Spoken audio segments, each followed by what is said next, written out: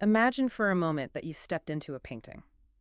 You know the kind, something from a book of medieval legends. Oh, I can see it already. You're looking at a landscape that is just relentlessly green.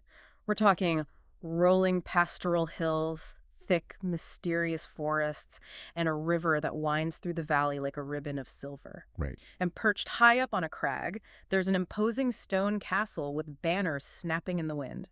It's the perfect setting for a fairy tale. You're expecting knights in shining armor, damsels in distress, maybe a dragon or two. It sounds absolutely idyllic, like something out of King Arthur or a romantic Victorian novel. Exactly, it lures you in. But then you look a little closer at that knight riding toward you. He dismounts, draws his sword, and you expect that metallic shing sound. But you don't get that. Not at all. Instead, the blade hums. It glows with a static charge, and when he strikes a practice dummy, there's a shower of electric sparks and the smell of ozone. And that's not the only thing that's off, is it? Not by a long shot. Over in the fields, that peasant silently tilling the soil isn't a human at all.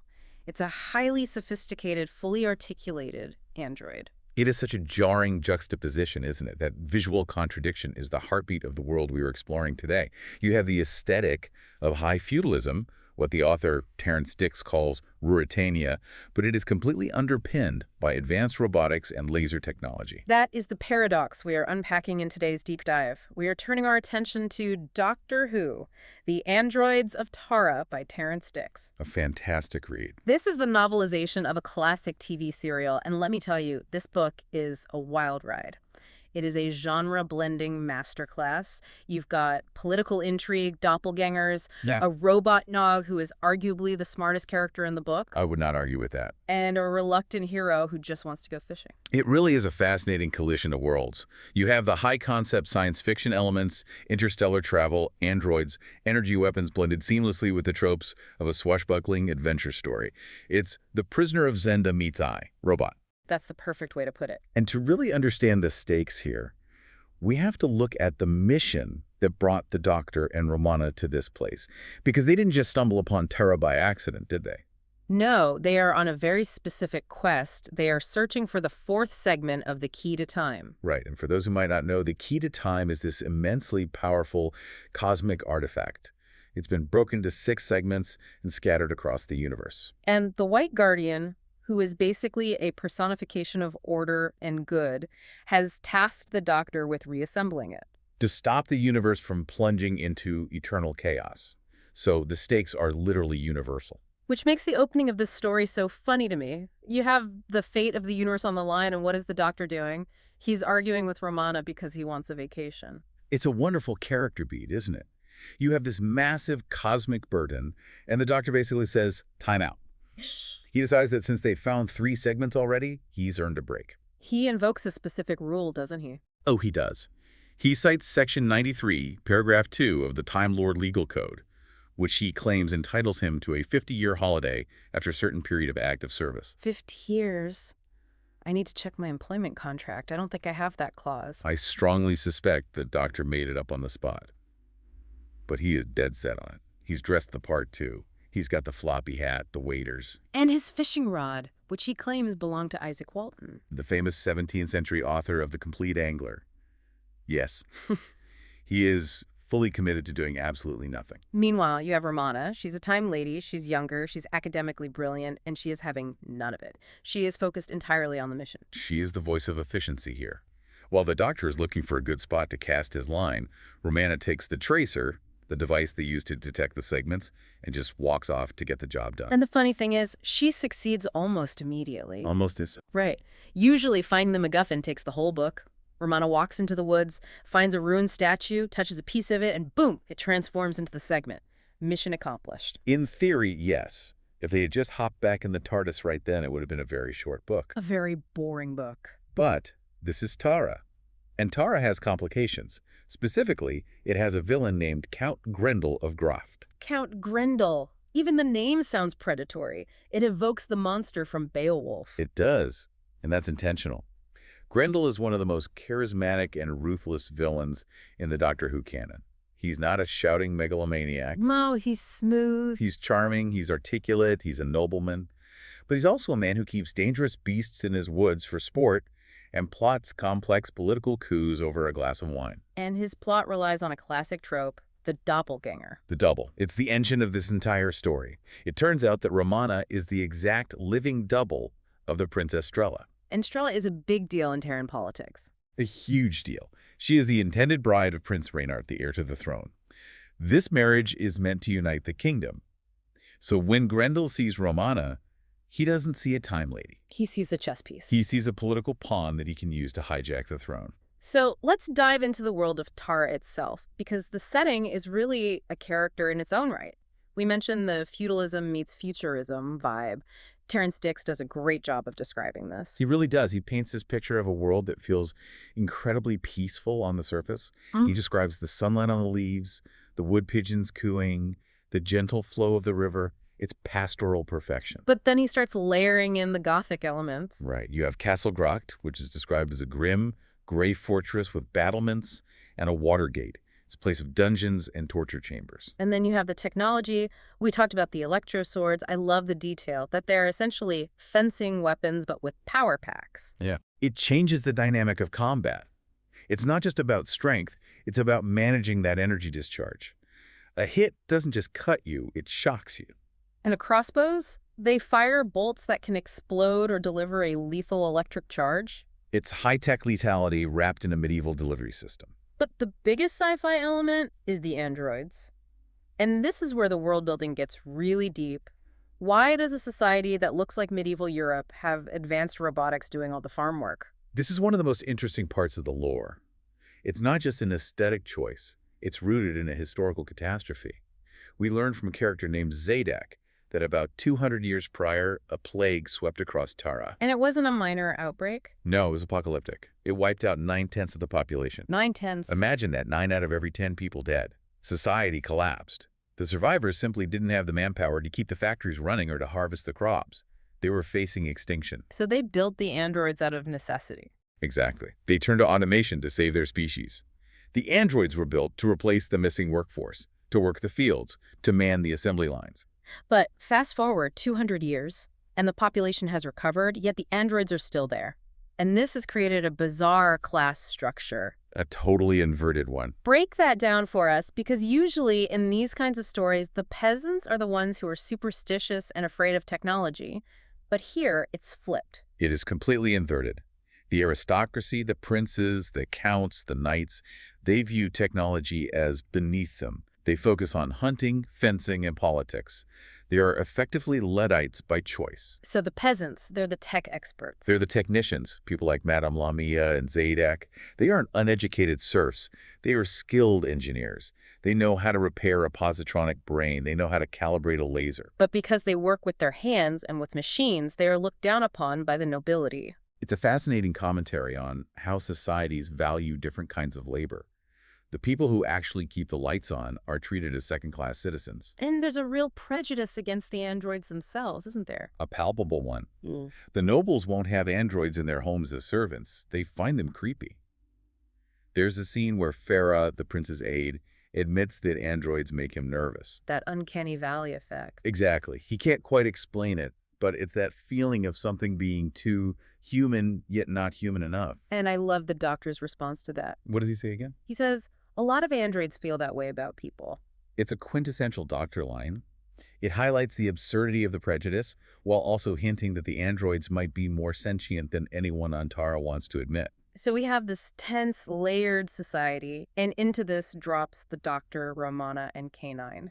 We've established the Doctor just wants to fish, but things go wrong immediately. They do. While Romana is off finding the key segment, she gets spotted by Grendel. He mistakes her for Princess Strella, or realizes she's a perfect double, and captures her. So Romana is off the board pretty quickly. Very quickly. And the Doctor? He's having a terrible fishing trip. He hasn't caught a thing. And then, to add insult to injury, he gets arrested for poaching. Poaching?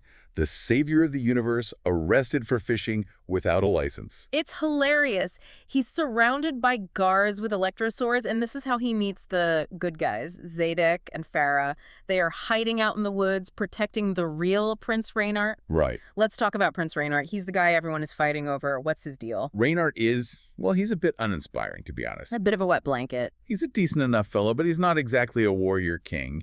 He's the heir apparent, but his succession isn't secure until he is crowned. And on Tara, the coronation is a nightmare of logistics. It involves a clock, right? The Great Clock of Tara. The prince has to be crowned at a precise microsecond on a specific day. If he's late, even by a second, the throne is forfeit. That's an incredibly rigid system. And Grendel, being the strategist he is, knows this is Reynard's weak point. So Grendel's plan isn't just kill the prince, it's make the prince late. Exactly, which is so much cleverer. Grendel manages to drug and kidnap the real Prince Reynart. He spears him away to Castle Gracht. And now the coronation is hours away. The king-to-be is missing, and Grendel is waiting in the wings to step in and say, well, since the prince isn't here, I suppose I'll have to take over. It's a checkmate situation. Or it would be. If the prince's friends hadn't been preparing for this. Enter George.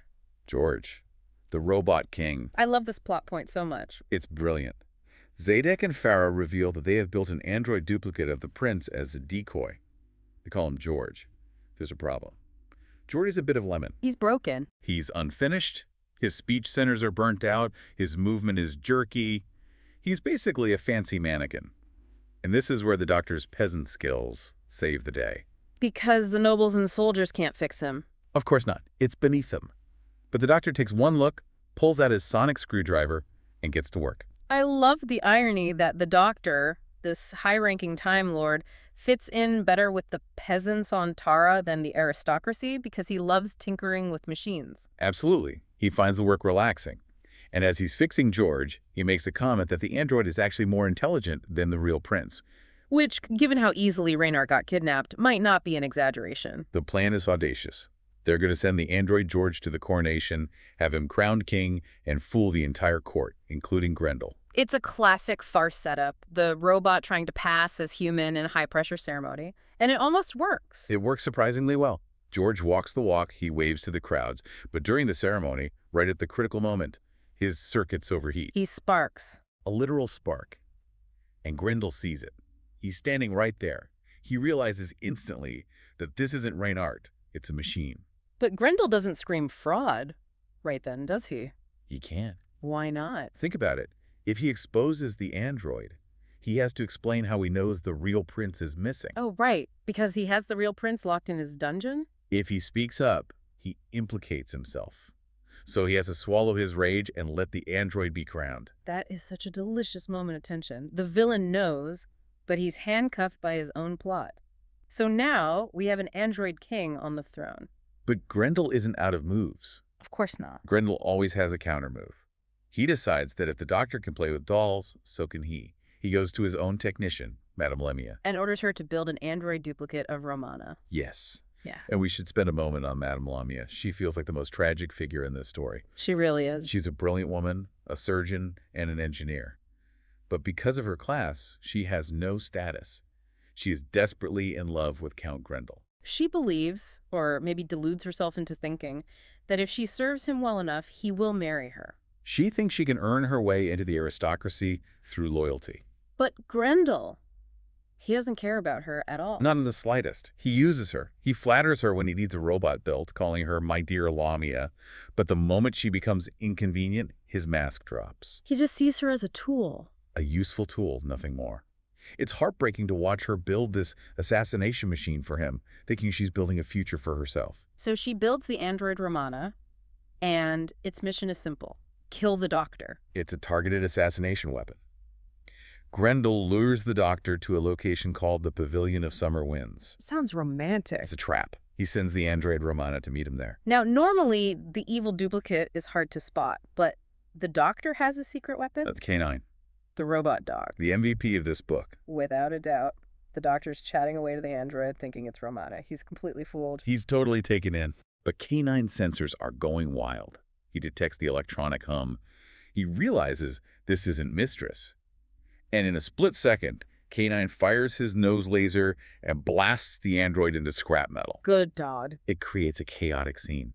And in that chaos, Madame Lamia meets her end. How does that happen? She runs out, perhaps to stop the fighting, perhaps to warn Grendel, and she is shot down by Grendel's own guards in the crossfire. And Grendel's reaction to her death tells you everything you need to know about him. He steps over her body.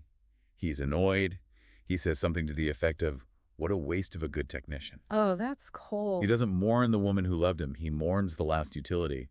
It's cold, it's sociopathic, and it cements him as a villain who deserves to be taken down. So the assassination fails. The Doctor now knows that the real Romana is being held in Castle Grat. He also knows the real prince is there. It's time for a rescue mission. But this isn't a high-tech raid. This is where the fishing motif comes back beautifully. The Doctor decides the best way to infiltrate the castle is via the moat. In a punt, specifically. A small, flat-bottomed wooden boat. I just love this image. You have the Doctor, this alien time traveler, paddling a wooden boat through a murky moat with a robot dog sitting in the bow. It's quintessentially Doctor Who. Yeah. The mundane meets the fantastic. They reach a water gate, but it's thick timber. The Doctor can't open it. So K9 uses his laser to cut the lock. Exactly. And then, this is the part that made me laugh out loud. Yeah. The Doctor hops out to storm the castle and leaves K9 in the boat. He tells him to stay, like a real dog. But he forgets to tie the boat up. So while the Doctor is running up the stairs, poor K9 is just drifting away into the middle of the moat, spinning in circles, calling out, "Master! Master!" A perfect slapstick.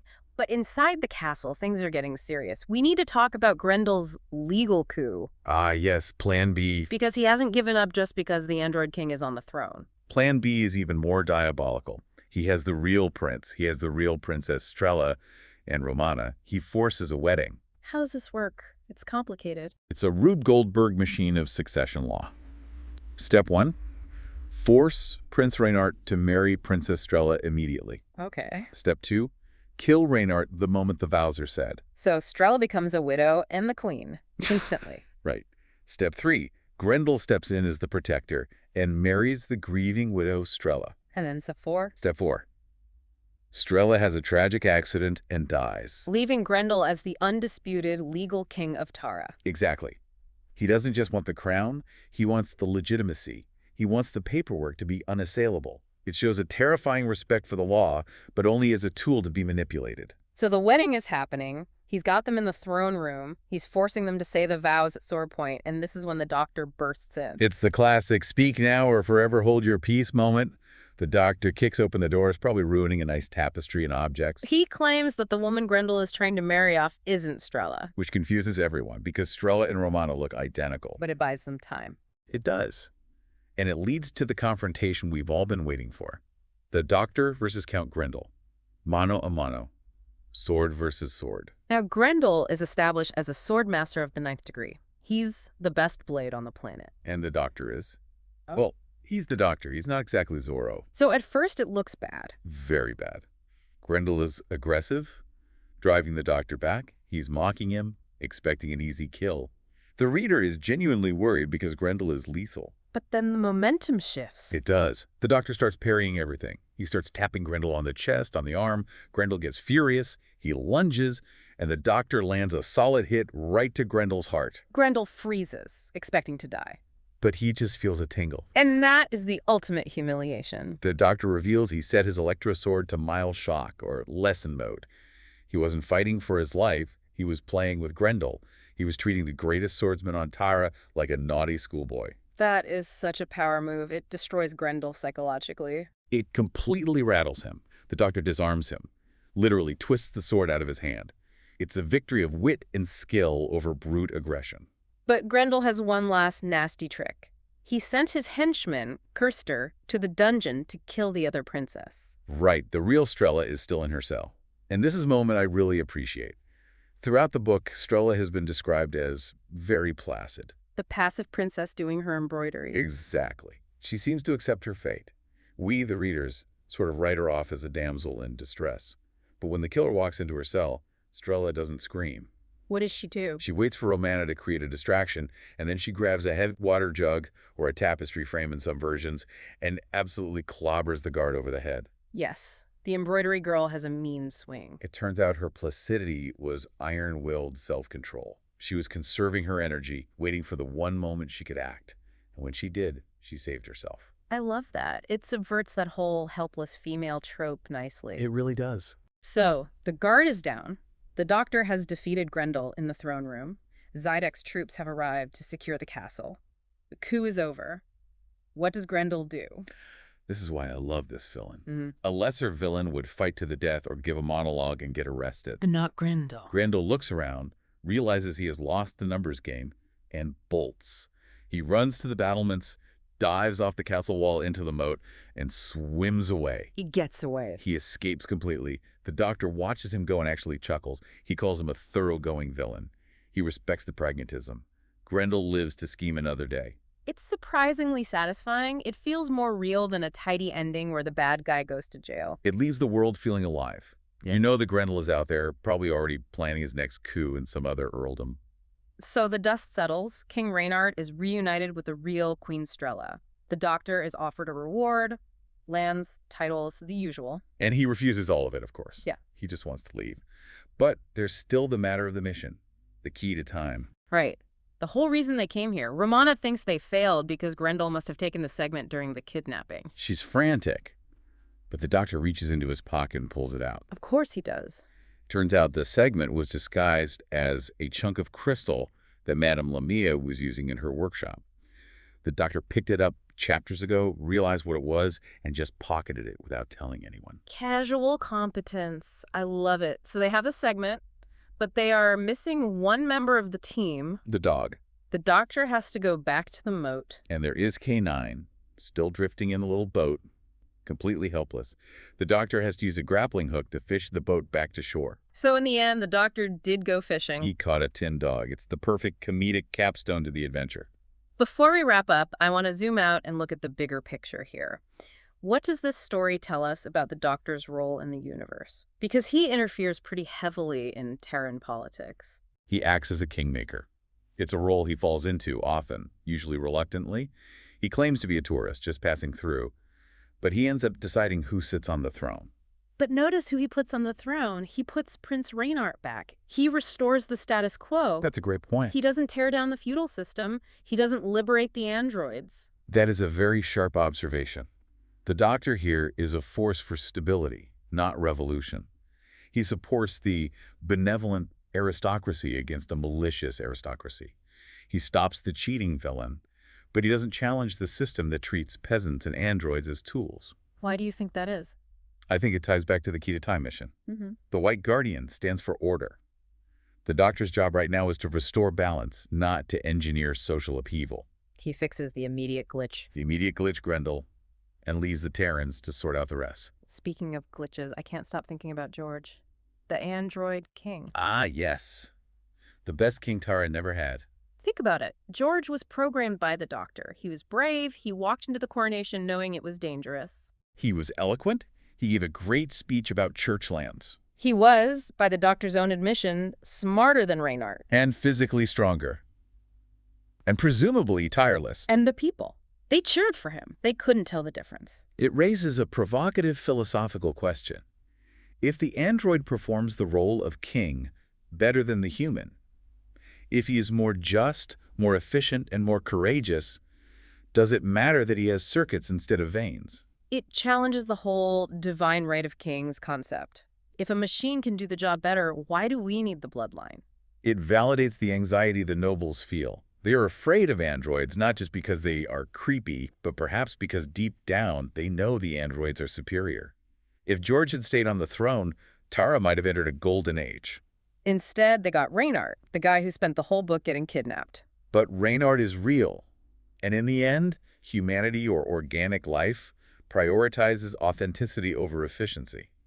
We want the flawed human, not the perfect machine. That's a thought that's going to stick with me. We root for the humans, even when the robots are arguably better people. It's the great irony of the story. The Doctor saves the humans, but the most heroic acts came from a tin dog and a tin king. Well, on that note, we're going to wrap up our deep dive into the androids of Tara. It's a story of swords, circuits, and the one fishing trip that went horribly right and horribly wrong at the same time. Thanks for listening. Until next time, keep asking questions.